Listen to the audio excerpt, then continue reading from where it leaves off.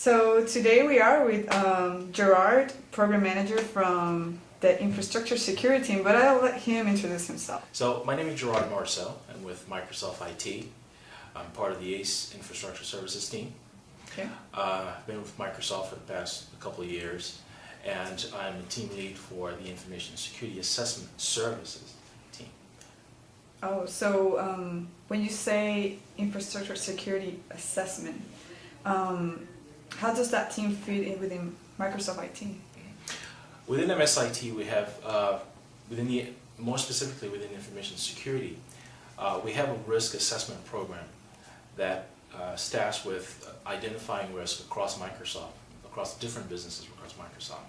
And my team's role essentially is to help the risk management team identify risks across Microsoft, be it within the product teams, within MSIT, or with vendors that are hosting our data outside Microsoft. And quick question: how do you categorize risk? How do you determine what is a risk and what is not?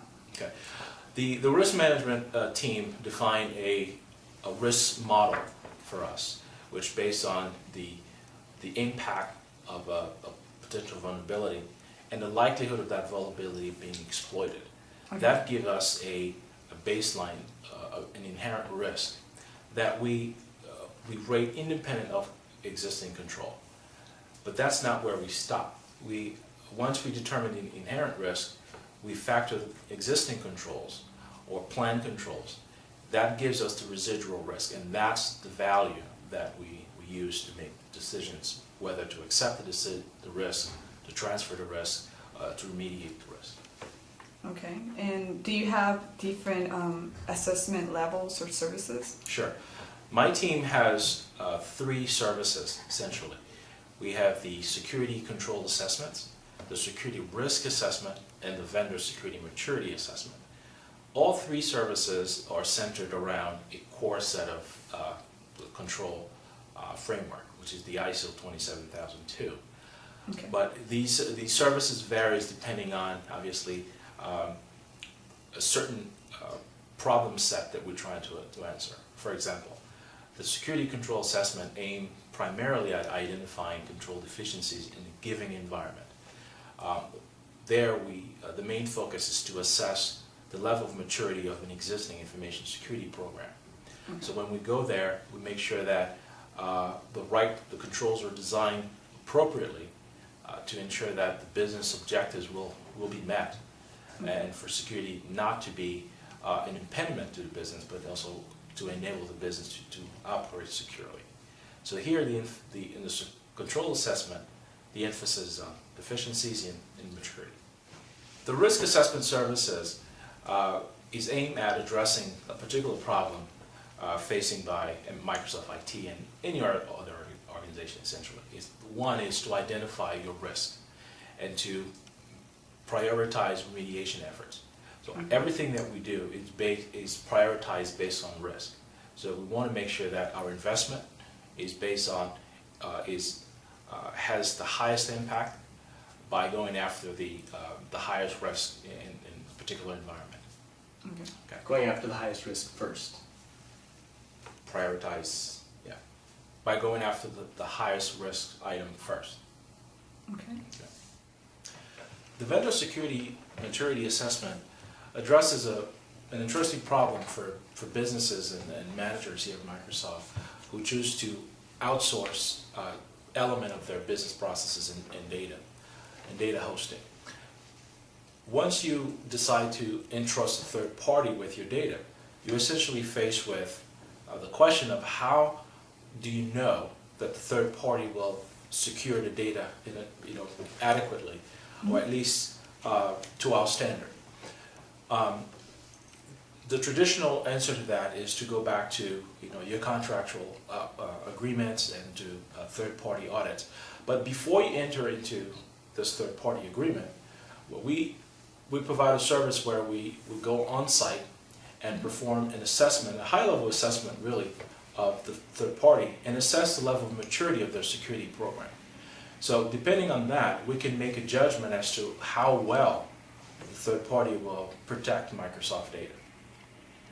I see. And what are some of the challenges that you face already if say the maturity level is not high?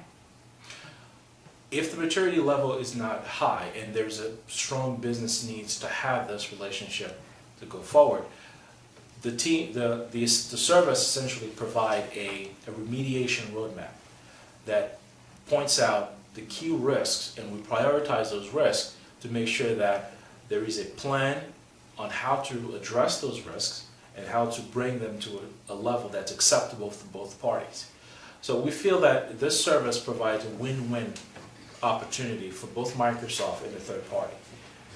The win for Microsoft is to have a good insight into the third party's ability to protect its data, and also it's a win for the third party since we are on site and we provide them with prescriptive guidance on how they can improve their security. So in the end, the resulting, I guess, solution, if you will, benefit both companies. So going back to the security risk assessments, what are some of the challenges that you face? One of the challenges that we face is to go after the right thing, as we call it in Microsoft information security. We want to make sure that we go after environments that present the greatest risk to Microsoft information asset. And that kind of that represents like a chicken and egg situation where do we go after, how do we find the right environment? And once we do find the right environment, how do you make sure we focus on the right risks there? The other challenge we face is to maximize the impact of our remediation effort. We want to make sure that we prioritize risk in a consistent manner so that regardless of the environment that we look at it consistently, and we go after the highest risk item. So those are some of the main challenges we face. So I'm assuming that the definition of risk changes over time, and it changes over, depending on the environment, right? Well, not the definition of risk, but the risk profile will change depending on the value of the underlying asset that you're trying to protect. So we want to make sure that we have a solid risk model that allows us to be consistent in applying a set of judgment that is consistent, but we also want to always keep in mind the underlying value of whether it's the business, whether it's the data, or the information asset as a whole. Great. Thanks, Gerard. These was very valuable conversations. So I appreciate your time, and I look forward to see more of that increased demand outside of Microsoft and obviously inside. So thanks. Thank you.